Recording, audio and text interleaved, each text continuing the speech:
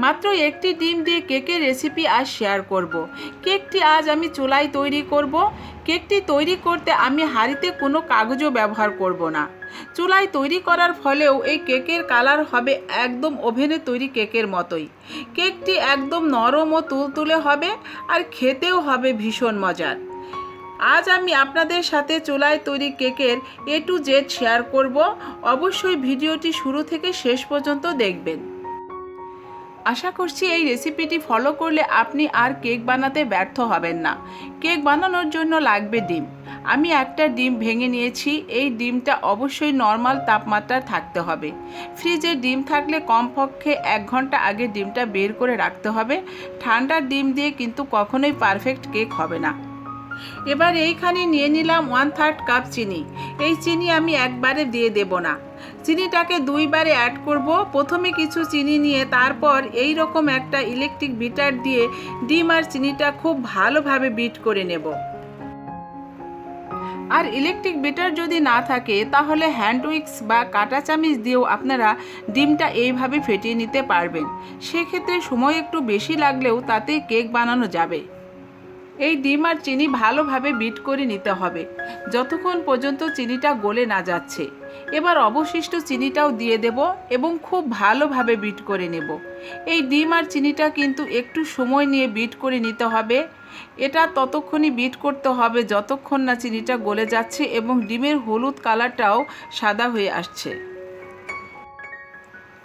এই কাজটা করতে আমার 6 থেকে 7 মিনিটের মতো সময় লেগেছে। দেখুন ডিমটা একদম সাদাটে হয়ে অনেকটাই ফোমের মতো দেখাচ্ছে এবং চিনিও পুরোপুরি গলে গিয়েছে। চিনি যদি ভালোভাবে গলে না যায় তাহলে কেকটা পারফেক্ট হবে না এবং কেকটা চুপসে যাওয়ার সম্ভাবনা থাকবে। ডিম আর চিনি একদম পারফেক্টভাবে মেশানো হয়ে গিয়েছে। এবার এর ভিতর দিয়ে দেব 1/4 কাপ সাদা তেল। তেল দিয়ে আবারও একটু বিট করে নিতে হবে যাতে তেলটা ডিমের সাথে ভালোভাবে মিশে যায়। এবার বাটির উপর একটা চালনি বসিয়ে দিলাম। এখানে প্রথমে দিয়ে দিচ্ছি 1/2 কাপ ময়দা। বেকিং পাউডার দিয়ে দিচ্ছি 1 চা চামচ। বেকিং সোডা না দিয়ে বেকিং পাউডারই এখানে ব্যবহার করতে হবে। এরপর দিয়ে দিচ্ছি সামান্য পরিমাণ লবণ এবং আরও দিয়ে দেব 2 টেবিল চামচ পরিমাণ কর্নফ্লাওয়ার। কর্নফ্লাওয়ার না দিলেও কেক হবে, তবে দিলে কেকটা একটু বেশি তুলতুলে হবে। উপকরণগুলো এবার একটু চেলে নেব। শুকনো উপকরণগুলো অবশ্যই চেলে নিতে হবে। শুকনো উপকরণগুলো এবার ভালোভাবে মিশিয়ে নিতে হবে। খেয়াল রাখতে হবে যাতে এর ভিতর কোনো লাম্পস না থাকে। আর এই বেটারটাকে একই দিকে ঘুরিয়ে ঘুরিয়ে মেশাতে হবে। বেটারটা মেশানো হয়ে গেলে এবার এর ভিতর দিয়ে দেব 2 টেবিল চামচ দুধ। যদি লিকুইড দুধ না থাকে তাহলে গুঁড়া দুধও শুকনো উপকরণের সাথে মিশিয়ে তারপর চেলে নিতে হবে। দুধ দিয়ে একটু মিশিয়ে নিয়ে এবার এর ভিতর 1 টুকরো লেবুর সবটুকু রস দিয়ে দেব। লেবু ব্যবহারের ফলে কাঁচা ডিমের গন্ধটা চলে যাবে। এবার সব কিছু আবারও একটু মিশিয়ে নেব। কেকের বেটার আমার এখন পুরোপুরি রেডি। কেকের বেটার তৈরি হয়ে যাওয়ার পর খুব বেশি সময় এইভাবে রাখা যাবে না, তাড়াতাড়ি মোল্ডে ঢেলে দিতে হবে। এবার আমি চলে যাব মোল্ড রেডি করার জন্য। এখানে আমি কেকের একটা মোল্ড নিয়েছি।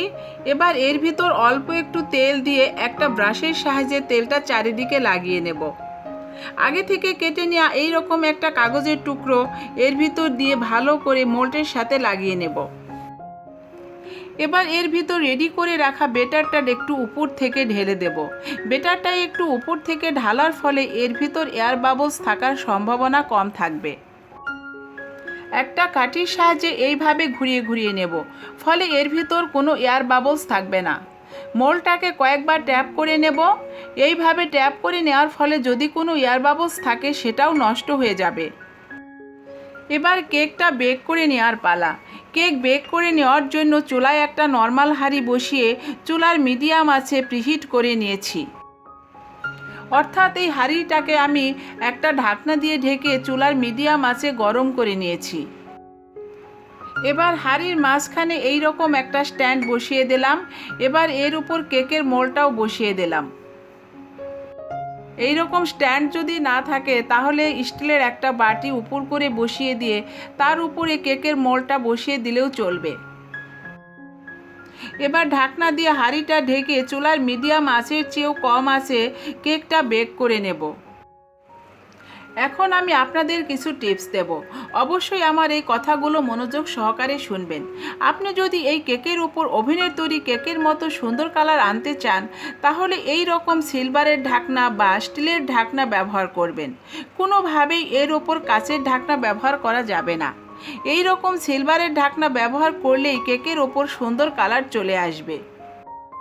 ঢেকে দেওয়ার পর বারবার এই ঢাকনা খোলা যাবে না।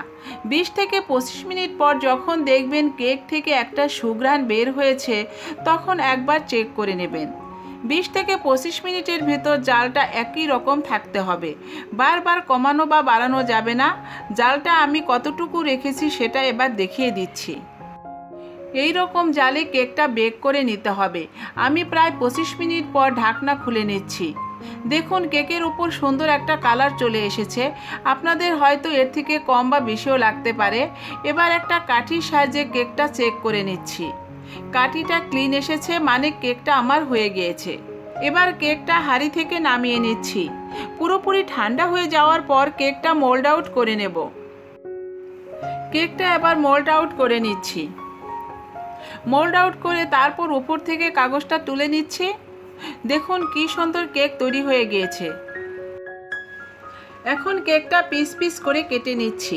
দেখুন কেকটা কতটা পারফেক্ট হয়েছে, দেখে নিশ্চয়ই বুঝতে পারছেন। আমার চ্যানেলটা এখনও যারা সাবস্ক্রাইব করেননি, চ্যানেলটা সাবস্ক্রাইব করে পাশে থাকার অনুরোধ রইল। আবারও দেখা হবে অন্য কোনো খাবারের ভিডিও নিয়ে। আপনারা সবাই অনেক বেশি ভালো থাকবেন। আল্লাহ হাফেজ।